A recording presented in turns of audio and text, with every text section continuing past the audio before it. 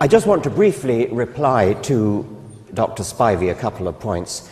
He says we're fighting a losing battle because religion is a part of our human nature.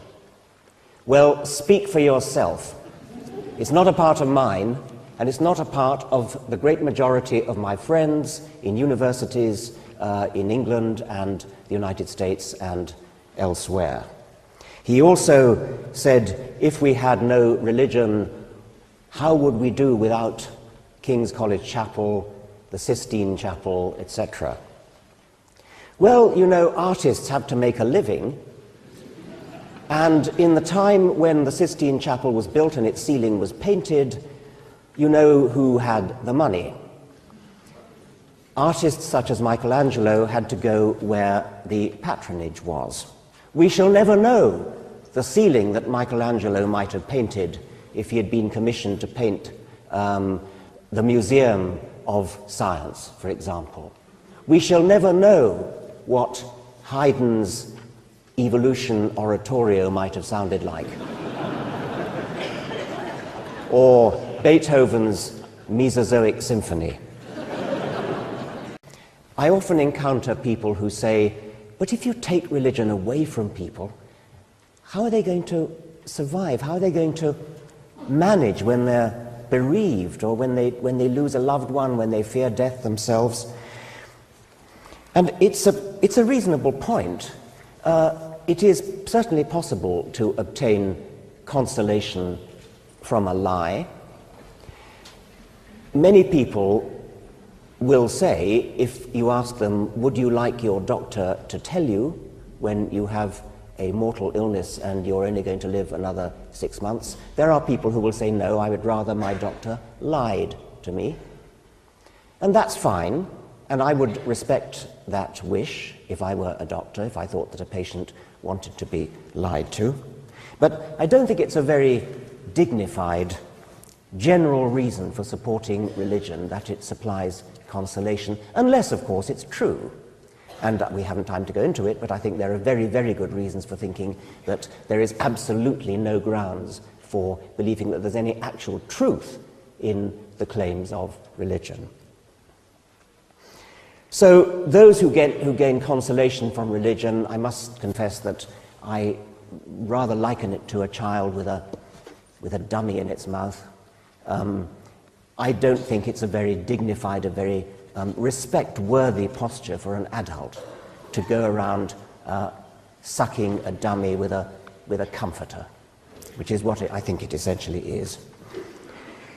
Inspiration, well, I've always found the inspiration, the heavens declare the glory of God, all things bright and beautiful, and so on, to be paltry, parochial, small-minded, compared to the inspiration that you can get by looking at the world of science. Deep space, deep time, as the late Carl Sagan showed us. Deep complexity in the study of life. The scientific study of these profound, beautiful, elegant mysteries is one of the greatest achievements of the human spirit. And insofar as religion offers an alternative or even positively stands in the way of scientific activity, then I think we would be well rid of it. Which brings me to the other of my four categories, explanation. In the field of explanation, science has all the cards. Religion used to aspire to a reasonably good hand, but no longer. There is no reason to suppose that any religion, any religious book, any religious teacher has anything to say whatsoever about such questions as where the universe comes from, what life is all about, what life is for, any of those questions, which once upon a time religion provided the best available answers. These are now completely washed up. There is no evidence for them at all. And it's worse than that, because the point I want to end up with is that religion debauches education insofar, and it's quite a long way, insofar as it interferes with the education of children and students. It's not just the teaching of falsehoods, it is that the indoctrination of children in the virtues of faith leads them to be immunized, to be placed on their guard against the enemies of faith who they are told will come. It's as though it's rather like a computer erecting a firewall to prevent incoming information. I'd like to question your religion, because it seems to me that you make science a religion in itself. In what way? Well, it seems like there's kind of a Richard Dawkins cult, Richard Dawkinism, like science really, nothing is certain in science. It works in statistics, you can't prove anything to 100%. So how can you say that science is better than religion, then what you're trying to do is still calm people that bring order to the world? You can't prove anything to 100%, but 100% is a hell of a lot better than 0%, which is what you can prove by religious reasoning.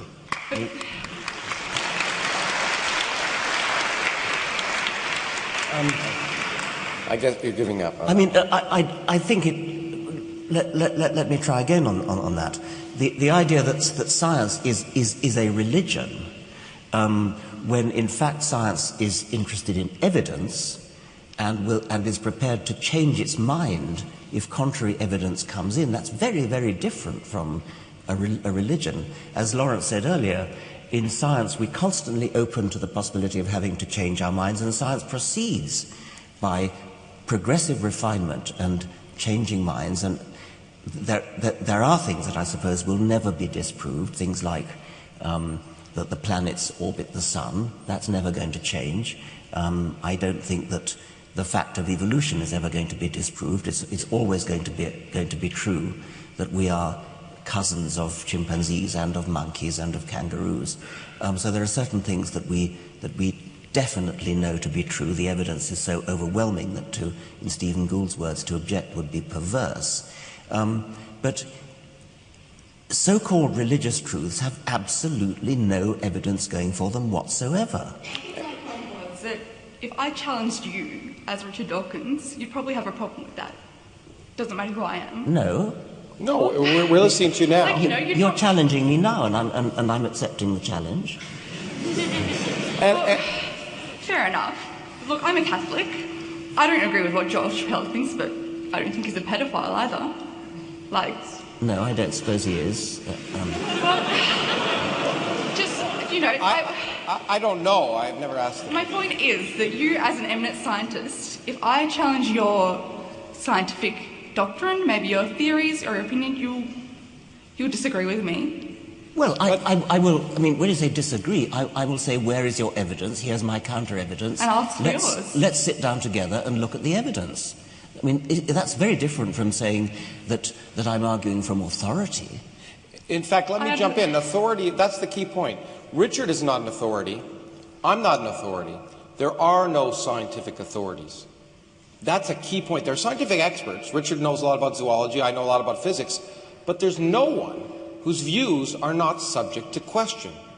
And that's the key point. And there's no student that should ever be afraid of saying to a professor in a science class, you're wrong and here's why. Except in Germany. Except anyway, maybe I think why are you upset when I'm questioning you now? Like, you know, isn't that the same thing? You know, isn't it like you're one of my professors? Well, no. What? I think we're trying to have a discussion, but maybe I think the point is that maybe we should move on. I mean, well, you say you're a Roman Catholic, and I also study physics. Yes, but I mean, do you think the wafer turns into the body of Jesus? No. Good. I'm delighted to hear. Then you're not really Roman Catholic. And the other thing that's important about science, and we had this discussion last night in the Muslim Forum. I mean, like, I might give an example. Like, you know, people didn't really buy the whole relativity thing when Albert Einstein first came up with it. You know, there were people, like, you know, it was when those former scientists started dying, that was when people started accepting relativity. But the difference is, you know, that there's a fundamental difference, and you should really appreciate this, and I'm surprised in some sense that you don't yet, but I hope you will. Well, tell is me. that, listen to me for a second, is that there's a difference between a story and something that makes predictions. And the only thing that really makes science really interesting is it works. And so last night, when I was debating with this Muslim, I challenged him when he said it's rational. I said, you're choking. I have two choices. I do the Heimlich maneuver or I pray for you. Which do you want me to do? And I think the real point of science is that it works. And if it didn't work, none of us would give a damn about it. Really. The point is it works until someone comes up with a better theory. Right? What was that? No, it works. Would A you car agree? works, an airplane works, the lights in this room work, Well, you know, classical my electromagnetism computer worked works. until someone came up with a better theory. Yeah. So? That's what happens. That's what makes... Anyway, I don't... Okay. Yeah, I think okay. we should move on. Isn't a controversy. There may be a controversy within evolution about certain details, but the fact of evolution is uncontroversial. I mean, whether you like it or not, we're cousins of chimpanzees, we're slightly more distant cousins of monkeys, etc. I mean, pig's teeth are really irrelevant. Of course you can dig up mistakes and even outright fraud. I mean, the Piltdown hoax was an outright fraud. But Yes. that was never used as evidence for evolution. It was just a particular case of somebody in the 1920s who fraudulently made up a fossil. There. If you look at the DNA of all animals and all plants, what you find is a beautifully arranged hierarchy. You find that our DNA is close to chimpanzees, slightly more distant from monkeys, slightly more distant still from rats, slightly more distant still from lizards. The whole thing falls into a beautiful hierarchical pattern, just like a family tree. It is a family tree. Well, I don't have them here, obviously, but you can go to any museum and you can see Australopithecus, you can see Homo habilis, you can see Homo erectus, you can see archaic Homo sapiens and modern Homo sapiens. A beautiful series of intermediates. Why do you keep saying, present me with the evidence, when I've done so? Go to the museum and And look. I have gone to the museums, and so have so many of us who still are not convinced Have you with seen evolution. Have you seen Homo erectus? And I think that this effort, this rather aggressive effort to try and talk over us and to censor us, seems to come out of a frustration that so many people still don't believe in evolution. Now, if evolutionists were so confident in their beliefs, there wouldn't be the effort to censor out information that shows that evolution is still lacking and is questionable. I confess to being frustrated. It's not about suppression, it's about the fact that I have told you about 4 or 5 fossils and you seem to simply be ignoring what I'm saying. Why don't you go and look at those fossils? And certainly, if they were in the museums, which I've been to many times, then I would look at them objectively. But what I go back They to are is... in a museum. I mean, of course, scientists teach controversies all the time. There's a lot of controversy in science. There's evidence on one side, there's evidence on the other side. In this case, however, we have a very large amount of evidence in favor of evolution, but the evidence on the other side is not evidence in favor of anything else. It's actually looking for little gaps. It's looking for little things that allegedly evolution can't explain. Look, we found something they can't explain. That must mean God did it. That's not really, doesn't sound like science, does it? That sounds like looking for gaps.